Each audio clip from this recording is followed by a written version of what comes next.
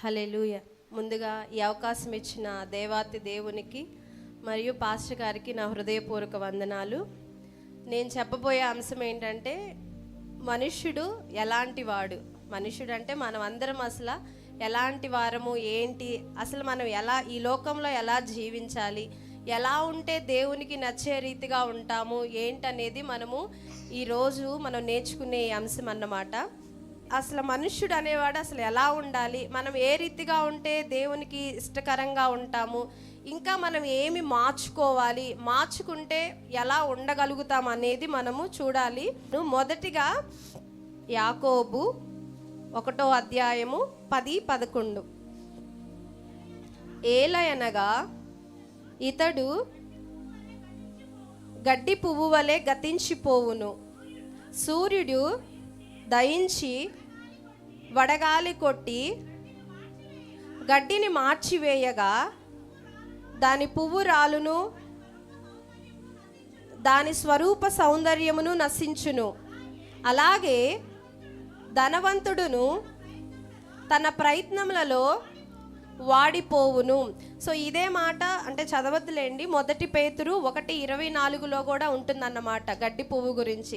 ఇప్పుడు పువ్వులు చూడండి, బాగా ఎండొచ్చింది అనుకోండి, అది ఎంత ఫ్రెష్గా ఉన్నా సరే ఆ ఎండ దెబ్బకి అవన్నీ ఏమైపోతాయి, వాడిపోతాయి, ఎండిపోతాయి, కొన్ని అయితే అసలు పూర్తిగా కూడా రాలిపోతాయి అన్నమాట. అయితే మనము ఎలా ఉంటున్నాము ఏంటనేది ఒకసారి మనల్ని బాగా పరిశీలన చేసుకోవాలి. అలాగే ఇప్పుడు కొంతమంది ఏం చేస్తూ ఉంటారంటే, అబ్బా మాకు ఇప్పుడు ఏం అవసరం లేదు, మాకు అంతా ఉంది, ధనం ఉంది కదా, మాకు ఒకరితో ఏంటి పని ఏంటనేది వాళ్ళకున్న ధనాన్ని బట్టి అతిశయపడతా ఉంటారు. అంటే మనం చదివిన వాక్యంలో ముందు కనుక మనం చూసినట్లయితే ఇద్దరు ఉంటారన్నమాట. ఓకే, మనం ఎప్పుడు కూడా మన ధనాన్ని బట్టి కానీ మనకున్న దాన్ని బట్టి ఎప్పుడు అతిశయపడకూడదు. ఎప్పుడు మనం తగ్గింపు స్థితిలోనే ఉండడానికి మ్యాక్సిమం ట్రై చేయాలన్నమాట. మనందరికీ తెలుసు, ధనవంతుడు ఉన్నారు, లాజరు ఉన్నారు కదా.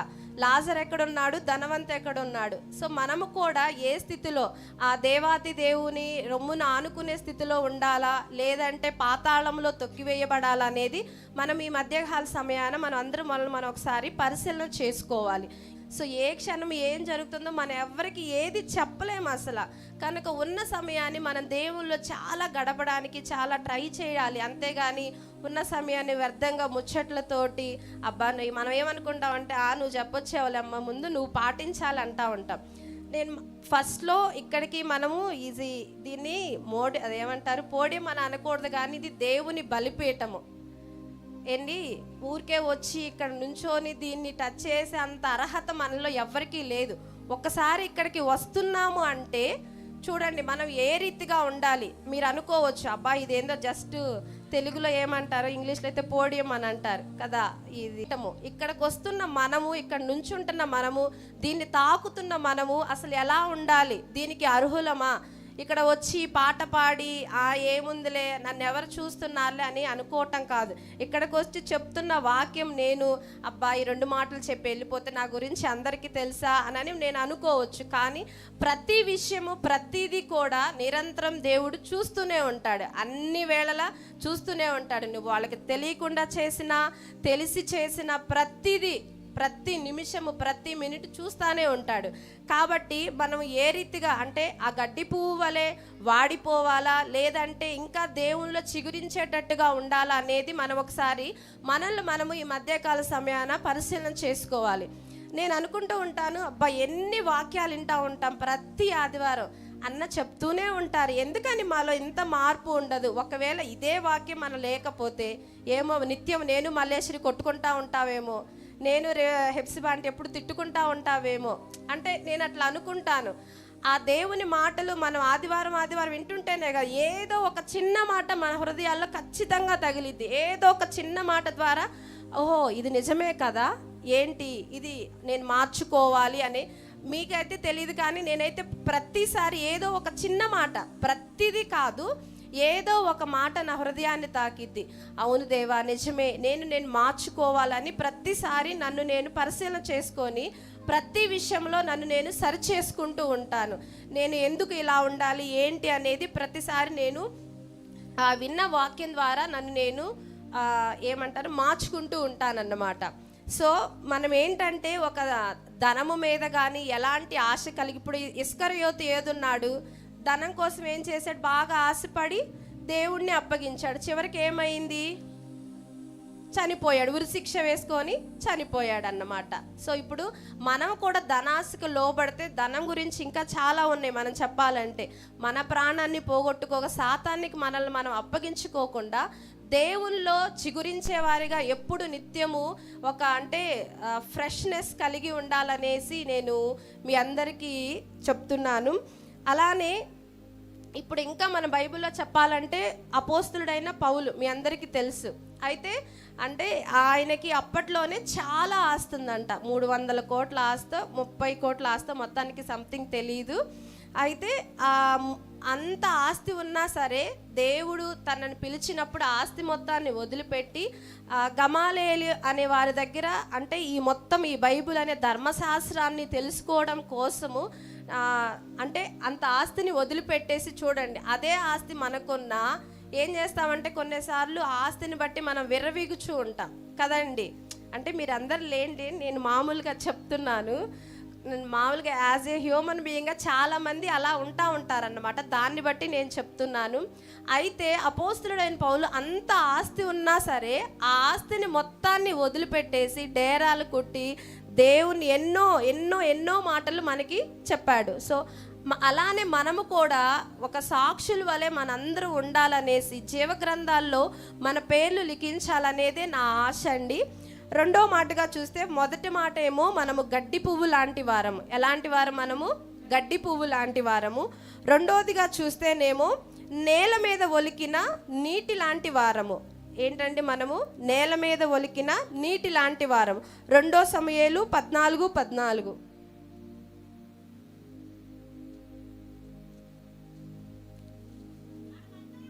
మనమందరమును చనిపోదుము కదా, నేలను ఒలికిన మీదట మరలా ఎత్తలేని నీటి వలె ఉన్నాము. దేవుడు ప్రాణము తీయక తోలివేయబడిన వాడు తనకు దూరస్థుడు కాకయుండుటకు సాధనములు కల్పించుచున్నాడు. చాలండి. సో ఇక్కడ ఏంటంటే మనమందరము చనిపోదుము కదా, నేలను ఒలికిన మీదట మరలా ఎత్తలేని నీటి వలె ఉన్నాము. సపోజ్ ఇప్పుడు నీళ్ళు ఇక్కడ పడిపోయినాయి అనుకోండి, వాటిని మనం ఎత్తగలమా? ఎత్తలేము. జస్ట్ ఏం చేస్తాము, మాప్ స్టిక్ పెట్టి బాగా తుడిచేస్తాము, అంతేగాని వాటిని ఎత్తగలమా? అలానే ఒకసారి పడిపోయి మనకి లెగవడానికి దేవుడు ఛాన్స్ ఇస్తున్నాడు కదా. మరలా మనం పడిపోయిన స్థితిలో నుంచి దేవుడు ఎన్నో మార్లు మనల్ని లేవనెత్తాడు కాబట్టే మనమందరము, నేను మీరు మనందరం ఇక్కడ చేరి దేవుణ్ణి ఆరాధిస్తున్నాం. లేదంటే ఒకసారి మన చిట్టా కనుక పరిశీలన చేస్తే ఎన్నో ఉంటాయి. మనం దేవుడు చెప్పిన ఆజ్ఞల్లో మనం ఒక్కటైనా ఏదో ఒకటి మితిమీరే ఉంటాం కదా అండి. సో ఏమో జీవగ్రంథంలో ఫస్ట్, అదే జీవగ్రంథం కాదు కానీ తప్పుల ఏమంటారు లిస్ట్లో ఫస్ట్ నా పేరే ఉండొచ్చేమో కదా. సో ఒకసారి మనల్ని మనము పరిశీలన చేసుకోవాలి, అసలు ఎట్లా ఉన్నాము ఏంటి అనేది. దాని తర్వాత దేవుడు ప్రాణము తీయక తోలివేయబడిన వాడు తనకు దూరస్థుడు కాకయుండుటకు సాధనములు కల్పించుచున్నాడు. అంటే ఇక్కడ మనము దేవునికి దూరంగా ఎందుకు జీవించాలి, దేవునికి దగ్గరగా అయ్యే విధంగా జీవించాలి కదా. ఇప్పుడు కయ్యూను ఉన్నాడు, దేవునికి దగ్గరగా ఉన్నాడా, దూరస్థుడయ్యాడా?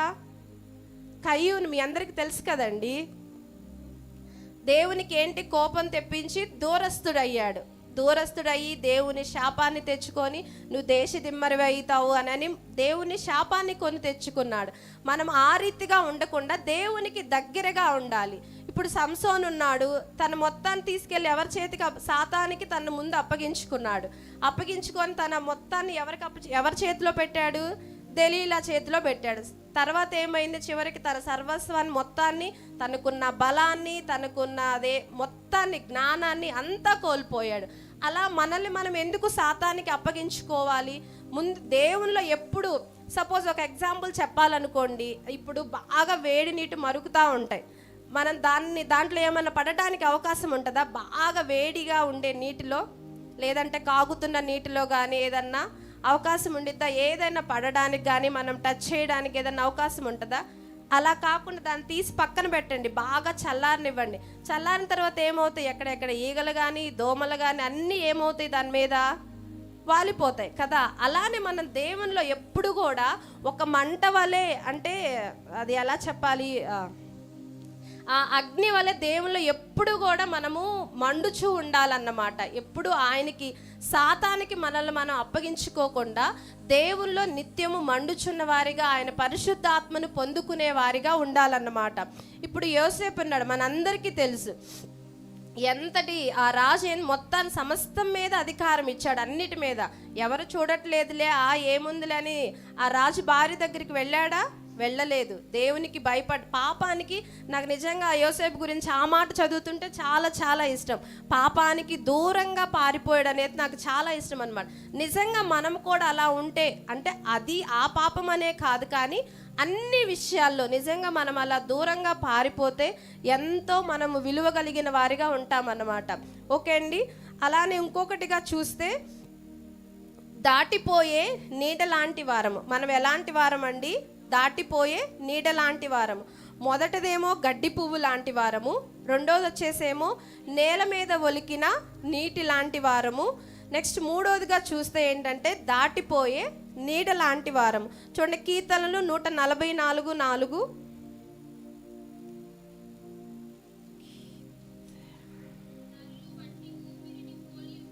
నరులు ఒట్టి ఊపిరిని పోలి ఉన్నారు, వారి దినములు దాటిపోవు, నీడ వలె నున్నవి. చాలండి. ఇప్పుడు చూడండి, మనం వెళ్తూ ఉంటాం, మన నీడ వెనకొస్తూ ఉంటుంది. తర్వాత కొద్ది సమయం తర్వాత మళ్ళీ, అంటే ఎండ ఉన్నప్పుడే నీడ వస్తుంది, కొద్దిసేపు తర్వాత మళ్ళీ ఏమవుతుంది, సాయంత్రం అనేది వస్తుంది, మళ్ళీ మన నీడ మనతో పాటు వచ్చిద్దండి. ఇప్పుడు మన రోజులు, మన దినాలు అన్నీ కూడా గతించిపోతున్నాయి. నేనైతే కొన్నిసార్లు అనుకుంటాను, మనకి ఇది 2026 కదా, 2025 సంవత్సరంలో ఎన్నో మరణాలు.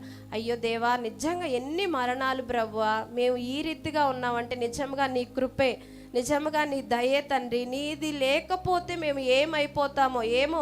నడుస్తున్న మనం ఏదో ఒకటి, ఏ క్షణమైనా ఏదైనా జరగచ్చు. నిజంగా చాలా ధన్యతలు మనము ఈ రీతిగా ఉన్నామని. ఎప్పుడన్నా పాస్టర్ అన్న స్తుతి చెప్పండి, మీరు ఆ దేవునికి స్తోత్రములు చెల్లించండి అని ఫస్ట్ ఇదే అనుకుంటాను. నిజంగా నువ్వు నన్ను ఇక్కడ ఉంచినందుకు వందనాలయ్యా, నాకు ప్రాణం ఇచ్చినందుకు వందనాలు, నాకు జీవం ఇచ్చినందుకు వందనాలు. ఈ రీతిగా ఈ ఆదివారం నిన్ను ఆరాధించుటకు నాకు ఇచ్చిన ఇట్టి ధన్యతను బట్టి వెళ్ళలేని వందనాలు అనేసి ప్రతిసారి ముందుగా నేను ఆ మాటనే చెప్పుకుంటూ ఉంటానన్నమాట. అయితే మన అందరం కూడా గడిచిపోయిన సమయం మరలా తిరిగి రాదు కాబట్టి ఉన్న సమయాన్ని మ్యాక్సిమము దాన్ని పాటించేవారిగా ఉండాలి. ముచ్చట్లతోటి నిజంగా మనము, మరి ముఖ్యంగా స్త్రీలమి చాలామంది ఏంటంటే, నేను కూడా ఇప్పుడు నా దగ్గరికి ఎప్పుడన్నా సౌజన్యకు వచ్చింది అనుకోండి, బాగా ముచ్చట్లు వేసేసుకుంటాం, గంటలు మాట్లాడుకుంటూ ఉంటాం. అదే రాక ప్రార్థన చేసుకుందామంటే వస్తుంది మనకి. అంటే నేను అంటున్నాను, ఇద్దరం కూర్చొని ప్రార్థన చేసుకోవచ్చు, ఆ అరగంట మాట్లాడుకునే సమయము చక్కగా ప్రార్థన చేసుకోవచ్చు. కానీ నేను అక్క దగ్గరికి వెళ్ళినా, అక్క నా దగ్గరికి వచ్చినా మాట్లాడేసుకుంటూనే ఉంటాం కదా, అది వ్యర్థమైన సమయం. ఇంకా ముచ్చట్లు, టీవీ. కనుక స్త్రీలమై ఉన్న మనము, ఇక్కడ చాలామంది స్త్రీలు ఉన్నారు కాబట్టి, స్త్రీలు అనే లేకే నాకు ఒకసారి ఒక మాట గుర్తొచ్చింది. ఒకసారి నిస్సి అనింది నాతో, మిస్ ఎందుకు ఎప్పుడు చూసినా బైబిల్లో గుణవతి అయిన భార్య దొరుకుట అరుదు అని అంటారు మిస్, ఎందుకని పురుషుని గురించి రాయరు అని నన్ను అడిగింది. నేను అప్పుడు ఆలోచించాను, నిజమే కదా ఈ అమ్మాయి అనింది. అంటే ఆ రోజు ఏదో వాళ్ళు పెళ్ళికి వెళ్ళొచ్చారు, పెళ్ళికోళ్ళు వెళ్ళొచ్చి సాయంత్రం ఇంకా ట్యూషన్కి వెళ్ళొచ్చి, మిస్ నాకు ఒక డౌట్ అనింది. ఏంటి మిస్ అంటే, మిస్ గుణవతిరాలైన భార్య దొరుకుట అరుదు అని ఎప్పుడు చూసినా స్త్రీ గురించే చెప్తారు, పురుషుడి గురించి ఎందుకు చెప్పరు మిస్ అని. అసలు ఏదైనా కుటుంబాన్ని కట్టాలన్నా స్త్రీయే, కుటుంబాన్ని విడదీయాలన్నా కూడా స్త్రీ. ఎన్నో ఉన్నాయి స్త్రీ గురించి మనకు. స్త్రీయే సంఘము కదా అండి. మనం ఏం చేయాలో, పురుషునికి లోబడి ఉండాలా, ఇవన్నీ చాలా చాలా ఉన్నాయి. నేను అనుకున్నాను, నిజమే కదా, ఎందుకు మనకి స్త్రీ గురించే ఇంత లోతుగానని చెప్పారన్నప్పుడు నేను ఆలోచించాను, ఓహో మేము ఈ రీతిగా ఉండాలి. ఇప్పుడు చూడండి, ఎన్నో కుటుంబాలు ఆ తగ్గింపు అనేది లేక ఎంతోమంది పెళ్లి చేసుకుంటున్నారు, విడిపోతున్నారు, డైవర్స్ తీసుకుంటున్నారు. వాళ్ళ కుటుంబాల్లో నెమ్మది ఎక్కడ, తగ్గింపు ఎక్కడ? ఏమో ఆ ఒక్క క్షణం కనుక నువ్వు తగ్గింపు ఉండి నీ భర్తకు నువ్వు లోబడి ఉంటే ఓకే, నీ భర్త చెడ్డవాడే ఏదో ఒకటి, కానీ నువ్వు తగ్గింపుగా ఉండే కొంది మారకుండా ఉంటారా? ఖచ్చితంగా ఏదో ఒక సమయంలో మారుతూనే ఉంటారు. నేనైతే ఎప్పుడన్నా గొడవ జరిగినా కానీ ఎప్పుడు ఏదైనా సరే ఒక్కరోజు ఏమన్నా మాట్లాడుకుంటా ఉంటానేమో అంతే. రెండో రోజు ఎందుకు దేవా ఈ పలుకోకుండా ఉండటాలు ఏమొస్తుంది కదా అండి. ఏ క్షణం ఏది జరిగితే మనకు తెలియదు కదా. ఎందుకు ఈ పలుకోకుండా ఉండాలని ఒక్కరోజే ఉంటాను అంతే. రెండో రోజు మళ్ళీ మేము మామూలుగానే మాట్లాడతాను. ఇవన్నీ వద్దు. మనము ప్రతిసారి మేము నేర్చుకుంటూ ఉంటాం, వాక్యాలు వింటున్నాం. మన పురుషుడికి లోబడమంటున్నారు, వాళ్ళకి ఇంకా చాలా మాటలు ఉన్నాయి కదా.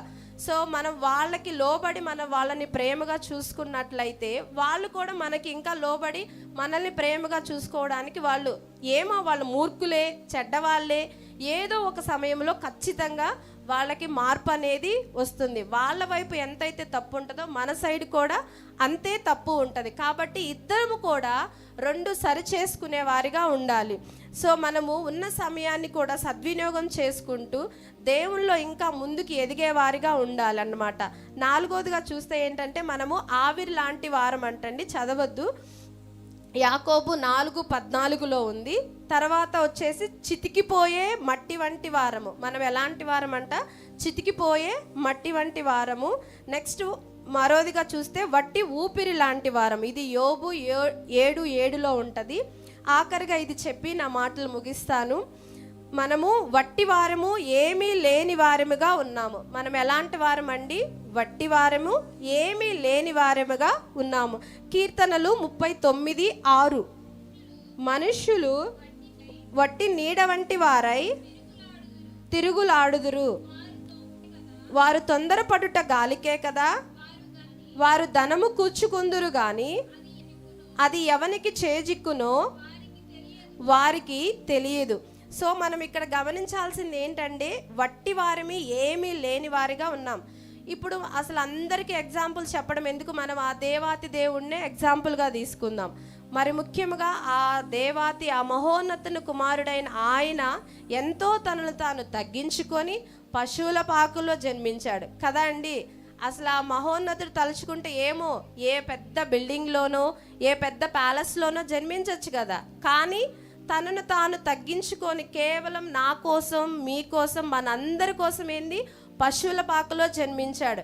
ఎంత తనకి అనుభవించాల్సింది ఉన్నా సరే 33 సంవత్సరాలు సేవ చేసి ఎన్నో అద్భుతాలు, ఎన్నో ఆశ్చర్యకార్యాలు, ఎంతో మందిని స్వస్థపరచటం కానీ ఎంతో తనలో చాలా తగ్గింపు, అన్నిటిని వదిలిపెట్టి ఆఖరికి ఆ సిలువలో కూడా తనని అంత శోధన చేస్తున్నా, అంత హింస పెడుతున్నా సరే తండ్రి వీరు ఏమి చేస్తున్నారో వీరికి తెలియదు కనుక వీరిని క్షమించుడి అన్నాడు. కానీ వీళ్ళకి అది జరగాలి, వీళ్ళకి ఇది జరగాలి, నన్నే, ఆ దేవుణ్ణైనా నన్నే ఈ రీతిగా హింసిస్తారని ఎప్పుడు కూడా అనలేదు.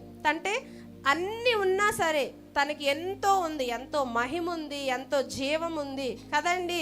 తలుచుకుంటే ఆ ఒక్క క్షణంలో దేవుణ్ణి పొడిచిన వాడిని అప్పుడే చంపేయచ్చు, తన అంగీని లాగిన వాడిని అప్పుడే దహనం చేయొచ్చు, ఆ తర్వాత తను చూసి ఉమ్మి వేసిన వారిని నువ్వు అక్కడ పో, ఇక్కడ పో, నువ్వు నాశనం అయిపోతావనని అప్పుడే వితిన్ సెకండ్స్లో చేసేయచ్చు. కానీ మన కోసము, మనందరి కోసం ఏంటి, తనని తాను రిక్తునిగా చేసుకొని అన్నీ, ఎంత ఐశ్వర్యం ఉన్నా, ఎంత మహిమున్నా సరే అన్నిటిని వదిలిపెట్టి ఆ కలువరి సిలువలో మా కోసం, మనందరి కోసం రక్తం చిందించాడు. కనుక ఈ మధ్యకాల సమయాన మనందరం ఒకసారి మనల్ని మనం పరిశీలన చేసుకొని ఏ రీతిగా ఉంటే మనము దేవునికి ఇష్టలుగా జీవిస్తాము, ఇంకా మనం ఏమి మార్చుకోవాలి, ఏ రీతిగా మన ప్రవర్తన ఉండాలి, మన నడవడిక ఉండాలి, ఇంకా ఏ ఏ విషయాల్లో మనం తప్పిపోతున్నాము వాటిని ఎలా సరి చేసుకోవాలి, వింటున్న వాక్యాన్ని మన హృదయాల్లో ఎలా నెమరు వేసుకోవాలనేది ఈ మధ్యకాల సమయాన మనమందరం ఒకసారి పరిశీలన చేసుకుందాము. సో ఈ విన్న వాక్యం ఏది వృధాగా పోకుండా మీ హృదయాల్లో జ్ఞాపకం ఉంచుకొని వాటి ద్వారా మీ జీవితాలను సరి చేసుకోవాల్సిందిగా హృదయపూర్వకముగా దేవుని సన్నిధిలో వేడుకొంచున్నాను. ఈ మాటల ద్వారా దేవుడు దీవించునుగాక. ఆమేన్.